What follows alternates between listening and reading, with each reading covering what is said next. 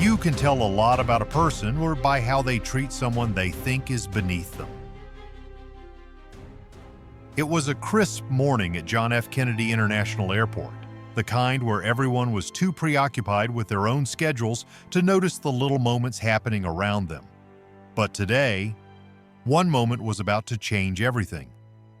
The first-class check-in line was filled with passengers dressed in tailored suits, designer handbags slung over their shoulders, each one wrapped in an unmistakable air of self-importance. And standing among them was Morgan Freeman, not draped in luxury, not looking for attention, just there. A well-worn jacket, comfortable shoes, a simple cap shading his thoughtful eyes. He looked like any other traveler. Most people passed by without a second glance. Most, but not Richard Sterling. Richard Sterling, mid-40s, wealthy, polished, had mastered the art of looking down on others, literally and figuratively. He adjusted the cuff of his Armani suit, the faint scent of cologne lingering in the air. Then, with a smirk, he glanced at Morgan. "First class, huh? Didn't know they were letting just anyone in these days." Morgan turned his head, slowly. His eyes, warm, unreadable, studied Richard for a moment. Then he simply nodded, a polite smile, nothing more. And just like that, Richard thought he had won. What he didn't know was that he had just made a mistake he would never forget. The first-class cabin of the Boeing 777 was everything you'd expect. Sleek leather seats, personalized service, and an air of exclusivity. The kind of place where status wasn't just a perk, it was the currency of the room. Richard Sterling stepped into the aisle with an air of entitlement, adjusting the cuff of his tailored Navy suit. He wasn't just flying, he was making a statement. Every step, every glance was calculated. This was his world. And then he saw him. Morgan Freeman, already seated, comfortably tucked into seat 2A. No designer briefcase, no extravagant watch, just an old leather carry-on bag placed neatly under his feet. His worn-in jacket hung loosely over the armrest, and the casual cap on his head made him look more like a retired schoolteacher than someone worthy of first-class luxury. Richard stopped. His expression barely masked the disbelief spreading across his face. A man like that, dressed like that, sitting here? He hesitated just long enough for the flight attendant to step up with a bright, trained-to-be-friendly smile. "Mr. Sterling, your seat is just beside him. 2B. Richard's jaw tensed. Of all the places on this plane, it had to be here. He muttered something under his breath, then exhaled sharply before lowering himself into the seat. "Unbelievable," he scoffed, shaking his head. Morgan, having barely glanced up, simply gave him a nod, a polite, effortless acknowledgement, the kind that said, "I see you, but I don't need to engage with you." Richard, however, wasn't the kind of man who let things go. "First class, huh?" he said, loud enough for the surrounding passengers to hear. He leaned back, folding his arms, his voice dripping with mock amusement. "Never know who you're going to run into up here these days." Morgan turned his head slightly, his expression calm, unreadable.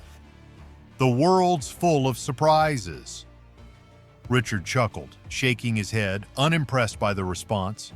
He wanted more. He wanted confirmation, something that would prove his assumptions right. "Look, nothing personal," he continued, waving a hand casually. "You just don't seem like the type." Morgan raised an eyebrow ever so slightly. "The type?" Richard smirked. He gestured at Morgan's worn jacket, his scuffed shoes, the well-loved leather bag at his feet, as if the very sight of them validated his point. "You know, the type who flies first class," Richard said, lowering his voice slightly, like he was letting Morgan in on some unspoken secret. "It's rare to see someone so casual up here." Morgan didn't react. He simply took a slow breath as if he was carefully considering the weight of Richard's words, then turned his gaze to the window. Not in dismissal, not in defeat, just done. And that, more than anything, unsettled Richard. Silence was supposed to be a retreat, a sign that the other person had nothing left to say. But with Morgan, it felt different. like a choice. Richard wasn't having it. "So what do you do?" he asked, tilting his head. Morgan, who had just adjusted his carry-on, finally looked back at him. "I work in film." Richard's eyebrows lifted in mock surprise. "Oh? Commercials? Small-time stuff?" Morgan gave a small smile, the kind that didn't confirm or deny anything. "Something like that." Richard let out a soft chuckle, shaking his head. "You know, I've always found it interesting how people try to squeeze into spaces that weren't made for them." Morgan remained still, observing, listening, letting the words hang in the air. Richard leaned in slightly. "I mean, look at this place." He gestured around as if presenting an unspoken truth. "Some places, they just aren't meant for everyone." This time Morgan met his gaze head-on. His eyes, calm, unwavering, studied Richard, not with offense, not with irritation, but with something far more unsettling. Understanding. And then finally, he spoke. "I think we all have our place," he said smoothly, "and sometimes it's exactly where we are." Richard's smirk faltered for just a second. He cleared his throat, then let out a forced chuckle. "That's nice," he said, shifting in his seat. "Kind of philosophical, but real life isn't that simple." Morgan nodded slightly, his lips pressing into something resembling a smile, but not quite. He didn't argue, he didn't push back. And for some reason that irritated Richard more than anything. The plane's cabin doors locked with a sharp mechanical click. The captain's voice rumbled through the speakers, announcing the flight's expected duration and weather conditions in Los Angeles. Richard exhaled slowly, settling into his seat, but something inside him still itched. That lingering feeling that he hadn't quite won the interaction. Not yet. "You know," he said after a moment, adjusting his watch, "some things money just can't buy. Some places, they'll never really belong to certain people." And once again, Morgan didn't respond immediately. He simply turned his head, regarded Richard with that same calm, unwavering stare, and, without a hint of malice, held the silence. Long enough that Richard felt it. Long enough that it wasn't just an interaction anymore. It was a lesson. And Richard was about to learn just how wrong he had been. Tension sat heavy in the air, thick as the clouds drifting outside the cabin windows. The flight had barely taken off, but for Richard Sterling, it felt like a game he intended to win. He had spent years climbing the ranks, shaking the right hands, closing the right deals, and making sure everyone in the room knew exactly who he was. And yet, sitting right next to him was a man who seemed completely unfazed, a man who had no interest in playing, Morgan Freeman. Still sitting there, still calm, still steady, still untouched by all of it. And that, more than anything, bothered Richard. He wasn't used to being ignored. The flight attendants had begun moving through the first-class cabin, taking drink orders with their well-rehearsed politeness. Richard straightened his gold cufflinks, leaned back, and made sure to speak just a little louder than necessary. "A glass of champagne," he said, flashing a practiced smile. "Something that fits the occasion." The attendant nodded. Then she turned to Morgan. "And for you, sir?" Morgan didn't even look up from where he had been, calmly adjusting the strap on his old leather bag. "Just water, please." Richard blinked. "Water?" he repeated, chuckling under his breath as if the very idea was unbelievable. The flight attendant handed Morgan a bottle, and he nodded in appreciation. Richard leaned slightly toward him, that familiar smirk tugging at the corner of his mouth. "You do realize you're in first class, right? You can order literally anything and you go with water." Morgan twisted the cap open, took a slow sip, then turned his gaze to Richard. "I'm fine with this." Simple. Director. Unshaken. But Richard wasn't done yet. He let out a short, smug laugh. "I guess that works for people who settle for less." He swirled the champagne in his glass, watching the bubbles rise to the surface. Not everyone is meant to enjoy the best life has to offer. For the first time, Morgan paused. He didn't look insulted. He didn't even look mildly annoyed. If anything, he looked amused, like a man who had heard this kind of talk before, 1,000 times from 1,000 different men, and yet he never let it change him. Morgan set the bottle of water down gently on the tray table and leaned back in his seat.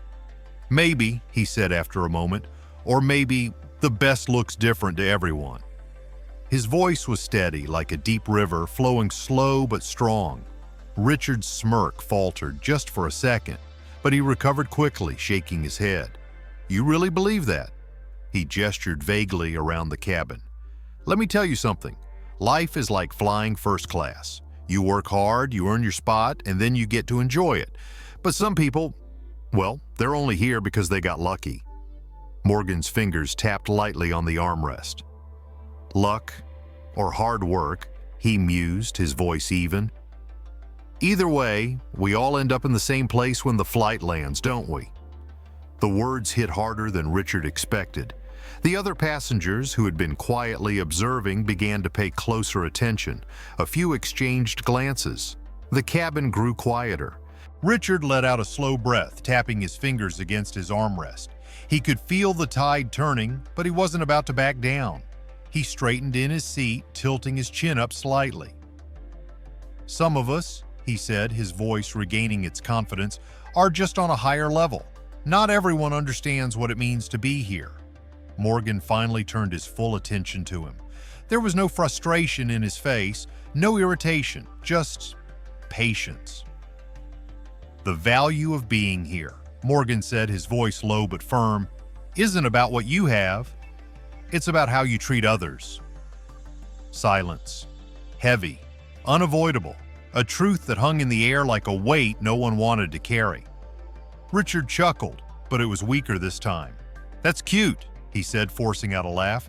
"First-class self-help philosophy. Maybe you should start giving motivational speeches." Morgan didn't flinch, didn't blink, and somehow that made Richard even more uncomfortable. Around them, the other passengers were no longer just overhearing. They were watching. Some nodding subtly, some whispering amongst themselves. Richard felt it. The shift. And for the first time since he stepped onto the plane, he didn't feel in control. The flight attendant passed by again, refilling glasses. Richard lifted his champagne, took a long sip, and sighed. "You know what's funny?" he said, setting the glass down. "People who have nothing always talk about things like humility and simplicity. Ever notice that?" Morgan turned his head slightly, locking eyes with him, and when he spoke, his words were soft. But they cut deeper than Richard expected. "I've noticed that the people who talk the most about what they have are often the ones who feel the emptiest inside." A beat of silence. Then another. Richard opened his mouth, but nothing came out. For the first time, he couldn't think of a comeback, couldn't form a single word that didn't sound hollow, because deep down, he knew. He knew exactly what Morgan meant. And worse, so did everyone else. Richard had spent the last 20 minutes trying to break Morgan Freeman, but instead, Morgan had just broken him. For the past hour, Richard Sterling had been playing a game of subtle insults, well-placed jabs, and carefully crafted superiority. And for the past hour, Morgan Freeman had refused to play along. He had taken every comment, every smirk, every backhanded remark, and let them roll off him like water off stone. That alone was frustrating enough. But what was about to happen next? That would change everything. The flight attendant returned to their row, clearing away empty glasses. Richard, still savoring his self-proclaimed victory, adjusted the cuff of his suit and exhaled. "You know what's funny?" he said, leaning back. "People who have nothing always talk about things like humility and simplicity. Ever notice that?" Morgan finally turned to him, his gaze steady, calm, unreadable. And then, just as Richard thought he had regained the upper hand, a voice interrupted. "Excuse me, Mr. Freeman?" It was the flight attendant, her tone polite but carrying a hint of admiration. Richard barely noticed, at first. "The captain wanted me to let you know that your connecting flight in London has been confirmed. He also sends his regards." And then, silence. A ripple of recognition spread through the cabin like a stone dropped in still water. Passengers nearby turned their heads. A few exchanged quick glances. And Richard, He froze. The name hit him like a punch to the chest. "Freeman?" he murmured, barely able to form the word. He turned his head slowly, almost afraid to meet Morgan's eyes. Because for the first time since this flight began, he realized he had no idea who he was talking to. The world around Richard blurred. The confidence, the arrogance, the carefully constructed persona he had spent the entire flight maintaining, it all started to crack. Morgan simply nodded at the flight attendant, offering a polite, appreciative smile. No grand reaction, no gloating. He didn't even seem to notice the shock now spreading across Richard's face, but the rest of the cabin did. A couple of rows back, a man whispered to his wife, "Morgan Freeman? The actor? No way," another muttered, leaning forward slightly. Richard's stomach twisted. The smugness, the superiority evaporated in an instant. He had spent the entire flight belittling, mocking, looking down on a living legend. Richard swallowed hard. His mind scrambled for an escape, a way to recover, to regain control. But there was nothing to grab onto, and for the first time in a long time, he felt small. I didn't know," he stammered, forcing out a weak chuckle. "I mean, you didn't say who you were." Morgan finally looked at him, and when he spoke, his voice was as calm and steady as it had been the entire flight. "I didn't think it was necessary." Richard flinched, because those simple, even words, hit harder than any insult ever could, because they weren't said with anger. They weren't said with ego. They were said with truth. And Richard knew it. The cabin, once filled with quiet chatter, now carried a different energy. One of realization, of undeniable irony. The man who had spent the entire flight talking about class, exclusivity, and status had just publicly embarrassed himself. Richard exhaled sharply, forcing a laugh, one last desperate attempt to save face. "Look, I didn't mean to offend you," he said, shifting uncomfortably. I didn't know who I was talking to." Morgan leaned forward slightly, his expression gentle but firm. "Richard," he said quietly but with weight, "the truth doesn't change just because you now know my name." Richard's throat went dry. Morgan's gaze didn't waver. "It's not about who I am. It's about how you choose to treat people." Silence, complete, unavoidable, and undeniable. Richard's face burned. He could feel every pair of eyes on him, but worse than that, he could feel the truth sinking in, because deep down, he knew Morgan was right. Richard Sterling, a man who prided himself on always being in control, had just been humbled in front of an entire cabin, and not by some grand lecture, not by an argument, but by simple dignity, by a quiet strength that no amount of money, status, or arrogance could shake, and for the first time since stepping onto this plane, he wasn't sure what to say. Morgan leaned back, exhaled softly, and turned his gaze to the window. The conversation was over, but for Richard, the lesson had just begun. For the first time in a long time, Richard Sterling was speechless. The weight of Morgan Freeman's words pressed down on him like a truth he could no longer ignore. This wasn't about fame. It wasn't about wealth or status or first-class tickets. This was about dignity, respect, the way a person chooses to treat others. And Richard, he had spent the entire flight on the wrong side of that lesson.